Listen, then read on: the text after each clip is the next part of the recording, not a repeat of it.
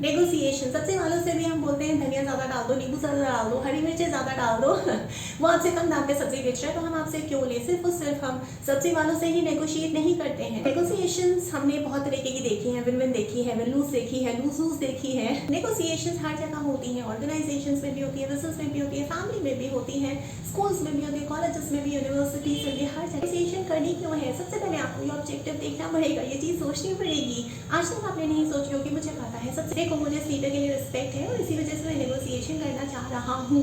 हाँ, उससे आपका कोई फायदा हो सकता है या हो सकता है आपको कोई इंटरेस्ट है, उस रिस्पेक्ट से रिलेटेड इस वजह से आप नेगोशिएशन में आना चाहते हो। नेगोशिएशन में आप कभी कभार रफो बिल्डिंग करते हो, पर जब आपको ये पता चल गया कि आपको नेगोशिएशन करनी क्यों है, नेक्स्ट स्टेप पे बढ़ोगे, आप उसकी प्रिपरेशन शुरू कर दोगे। देखो, प्रिपरेशन में सिर्फ इतना नहीं है कि ठीक है हमें ये पॉइंट्स बोले हैं और इन पॉइंट्स पे दूसरी पार्टी को जो हमारे सामने बैठी हुई है नेगोशिएशन टेबल पे उसे मनवाना है। प्रिपरेशन में बात आती है कि आपको सारे क्वेश्चंस देखने हैं जो आप उनसे पूछोगे, आप उनसे करोगे, प्लस क्या वो सवाल आपको पता है जो आपका सामने वाला पार्टी में जो बैठा हुआ है, जो आपके साथ नेगोशिएशन टेबल पर बैठा है, वो आपसे पूछेगा, आपसे करेगा। क्या उन सवालों के जवाब आपने प्रिपेयर किए हैं, वो सब भी आपको करना है। इसके अलावा आपको स्वॉट करनी है, आपको अपनी स्ट्रेंथ, वीकनेस, अपॉर्चुनिटी, थ्रेट्स पता होने चाहिए। आपको अपने बारे में पूरा संज्ञान होना चाहिए कि क्या इशू है, क्या नीड्स हैं, क्या नीड सेटिस्फायर्स हैं, क्या नीड ब्लॉकर्स हैं। तो जितनी चीज़ें आपको अपने बारे में पता है उतनी ही चीज़ें आपको अपने पार्टी के बारे में, जो जिसे आप नेगोशिएट करने वाले हैं, उसके बारे में भी पता होनी चाहिए।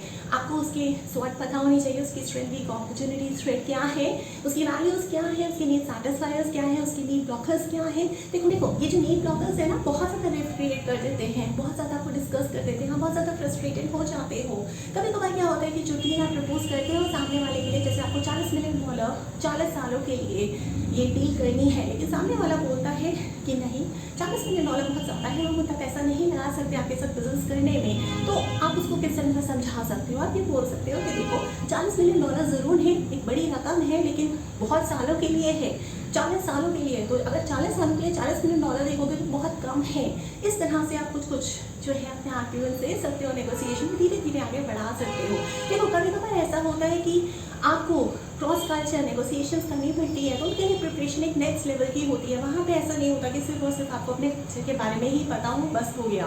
देखो, कल्चर एक जो होता है वो नेशनल लेवल पे होता है कि उस पूरे देश का कल्चर क्या है, लेकिन सेकेंडरी कल्चर भी होते हैं, उसके अलग अलग ग्रुप्स होते हैं, जैसे उसका प्रोफेशन कल्चर क्या है, उसका रिलीजन कल्चर या रिलीजन ग्रुप्स क्या है। इस तरीके से भी आपको सेकेंडरी जो कल्चर के ग्रुप्स होते हैं उनके बारे में भी पता होना, संज्ञान होना बहुत ज़्यादा ज़रूरी है। देखो, अगर आप जापानीज लोगों से नेगोशिएशन कर रहे हो ना, तो आपको रिलेशनशिप बिल्डिंग में बहुत ज़्यादा तवज्जो देना पड़ेगा। लेकिन उसी के एवज में अगर आप किसी यूएस क्लाइंट से नेगोशिएट कर रहे हो तो वह रिलेशनशिप बिल्डिंग नहीं चल पाएगी। सिंगापुर के किसी क्लाइंट से अगर आप नेगोशिएट कर रहे हो तो वहाँ पर भी रिलेशनशिप बिल्डिंग आपको करनी पड़ेगी, रफो बिल्ड करनी पड़ेगी। तो विन लूज वाली जो स्ट्रैटेजी है नेगोशिएशन में, हम कहाँ अडॉप्ट करते हैं, जहाँ हमें अपने जो सामने वाला है उस पर पावर है, उससे ज़्यादा हम पोजीशन होल्ड करते हैं और हम डोमिनेट हो सकते हैं डिस्कशन में। और हमें पता है कि दूसरा वाला तो हमसे बिजनेस से ट्रांजैक्शन करेगा क्योंकि वो अटक गया है, वो स्टक है। विंडोज वाली नेगोशिएशन में जहाँ दो पार्टीज होती हैं, जिसमें एक आप हो और एक सामने वाला बंदा है, तो दूसरे वाले बंदे को आप एनिमी की तरह, आपका कंपेरेटर की ही तरह आप देखते हो, वो आपका दोस्त नहीं होता है। और इन तरह की नेगोशिएशंस में ज़्यादा फ्रेंडली, ओपन भी नहीं होते हो। लेकिन हाँ, हमेशा ध्यान रखना कि ऐसा ना हो कि जिसको आप लूज करा रहे हो सामने वाली पार्टी को, उससे फ्यूचर में आपको कुछ काम पड़ जाए और उस कंडीशन में फिर वो आएगा नहीं आपको मदद करने के लिए। तो ये सारी चीज़ें देख रखने के बाद ही आपको स्ट्रैटेजीज बनानी होती है। देखो, विन विन वाली में यह होता है कि आप बहुत ज़्यादा ओपन होते हुए नेगोशिएशंस में आप बहुत सवाल जवाब करते हो, लोगों को समझने की कोशिश करते हो, उनकी वैल्यूज़, अपने रिस्पेक्ट भी देते हो, कोलैबोरेट भी करते हो। और ये जो विन विन वाली नेगोशिएशंस होती है ना, बहुत ज़्यादा क्रिएटिव होती है, बहुत ज़्यादा इनोवेटिव होती है। उसमें अलग अलग नए नए तरीके भी आप लेके आते हो ताकि दोनों पार्टीज़ को जो है वो जीत हासिल हो, दोनों पार्टीज जो है वो हद तक सेटिस्फाइड हो। देखो, कभी कभी नेगोशिएशंस वहीं ख़त्म नहीं होती हैं सिर्फ और सिर्फ टेबल पे। हमें लगता है कि नेगोशिएशन बस एक डिस्कशन है, टेबल पे सब लोग बैठते हैं और सारी पार्टीज के साथ बातचीत होती है और बस वहीं नेगोशिएशन ख़त्म हो जाती है। नहीं, नेगोशिएशंस जो है वो उसके बाद तक चलती रहती है। कभी कभी मान लो नेगोशिएशन डिस्कशन टेबल पे आपके सामने दूसरी पार्टीज़ हैं, वो खुश इतनी नहीं दिख रही हैं, लेकिन by the end of that discussion वो खुश हो जाती है। लेकिन फिर भी वहाँ पे आपको एक एक्स्ट्रा एफर्ट बनाना पड़ता है उनसे रिलेशनशिप बिल्ड करने का। तब आप कह सकते हो कि मुझे एक्स्ट्रा टाइम लेना पड़ेगा आपसे बाद में मिलने के लिए। जब आप ऐसा बोलते हो ना, तो थोड़ा बहुत डिस्ट्रस्ट या थोड़ा जो कन्फॉर्मिटी नहीं हो पाई है नेगोशिएशन टेबल पे बैठ के दूसरी पार्टीज के साथ, वो बाद में फिर से हो जाती है। इस तरीके की स्ट्रैटेजीज भी आप लगा सकते हो। देखो नेगोशिएशन में कभी कभी हम सोचते हैं कि क्या हम पहले प्राइस या पहली जगह कोट कर सकते हैं। देखो जहाँ हम रेडी हो, आपको सबको संज्ञान है दूसरों के बारे में, अपने बारे में, सिचुएशन के बारे में, इशूज़ के बारे में, इंटेंट के बारे में, नीड के बारे में, वहाँ आप पहला प्राइस कोट कर सकते हो, कोई प्रॉब्लम नहीं है।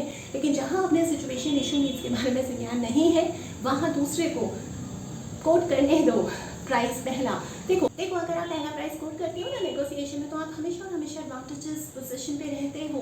कभी कभार ऐसा होता है कि जिससे आप नेगोशिएट कर रहे हो, आप सिर्फ और सिर्फ उन्हीं से नेगोशिएट करना चाहते हो, उन्हीं के साथ डिस्कशन में रहना चाहते हो, लेकिन वो इतना ज़्यादा प्राइस कोट कर देते हैं जो आपको पसंद नहीं होता, तो आप उनको स्ट्रेट अवे नो नहीं कह सकते हो।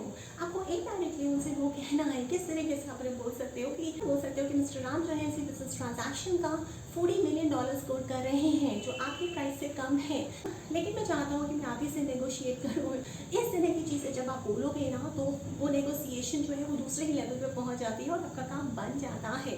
देखो कभी कभार नेगोशिएशंस जो है वो सिर्फ और सिर्फ इस वजह से नहीं होती है कि आपको किसी को हराना है या आपको किसी को जीतना है। नेगोशिएशन में आपको कभी कभार डिफरेंसेस को इस तरह से रखना पड़ता है सामने वाले के समक्ष, जैसे कि वो डिफरेंसेस नहीं है, उनसे कुछ नेगेटिव नहीं होने वाला है, एक्चुअली वो अपॉर्चुनिटीज़ हैं दूसरे ओपोनेंट के लिए। नेगोशिएशन सिर्फ इतना ही नहीं है, नेगोशिएशन में आपको अपना आइडिया प्रपोज करना आना चाहिए लोगों के सामने। नेगोशिएशन में कभी कभार चुप बैठना बहुत ज़्यादा अच्छा होता है। कभी कभी आपको सामने से बहुत ज़्यादा अटैक किया जाता है, आप बहुत ज़्यादा फ्रस्ट्रेट और इरिटेट होते हो, वहाँ आप ज़्यादा से ज़्यादा डिले टैक्टिक्स अपनाओ, इग्नोर करो, अवॉइड करो ऐसे ट्रिगर्स को जो आपको जो है वो एक्टिवेट कर रहे हैं।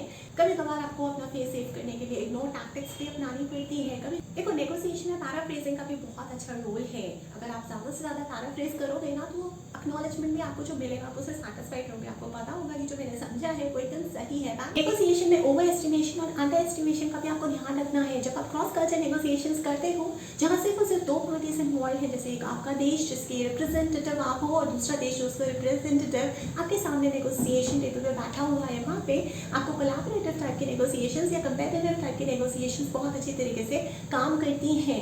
लेकिन कुछ कल्चर्स में आप हॉबीज़ के बारे में पूछ सकते हो, कुछ कल्चर्स में आप उनके इंटरेस्ट के बारे में पूछ सकते हो रबो बिल्ड करने के लिए। और एक जनरलाइज्ड कॉन्सेप्ट है कि आपको पॉलिटिक्स के बारे में बात नहीं करनी है जब भी आप किसी बिजनेस ट्रांजैक्शन में बैठे हुए हो। देखो नेगोशिएशन वही बंदा बहुत अच्छी कर सकता है जो डिसीजन मेकिंग कैपेसिटी रखता हो।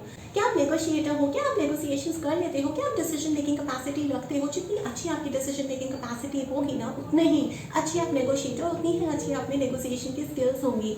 नेगोशिएशन में आपको एक और चीज़ देखनी है कि जो दूसरी पार्टी आपके सामने नेगोशिएशन में बैठी है, अगर पार्टी नहीं है पार्टीज हैं, तो कितना वो आपके बारे में अवेयर है, कितनी नीड्स, कितने वॉन्ट्स, कितने कल्चर अवेयरनेस है उन लोगों को आपके बारे में, उससे भी आपको बहुत ज़्यादा क्लूज मिल जाते हैं। अब अगर आपको और टिप में जाना है तो मेरे साथ ऑनलाइन सेशन बुक करो। आप मुझे प्रपोजल भी भेज सकते हो। मेरा ईमेल एड्रेस है varma.roli@gmail.com या फिर टॉपिक लेके मुझे व्हाट्सएप करो। मेरा फ़ोन नंबर है 9311659252।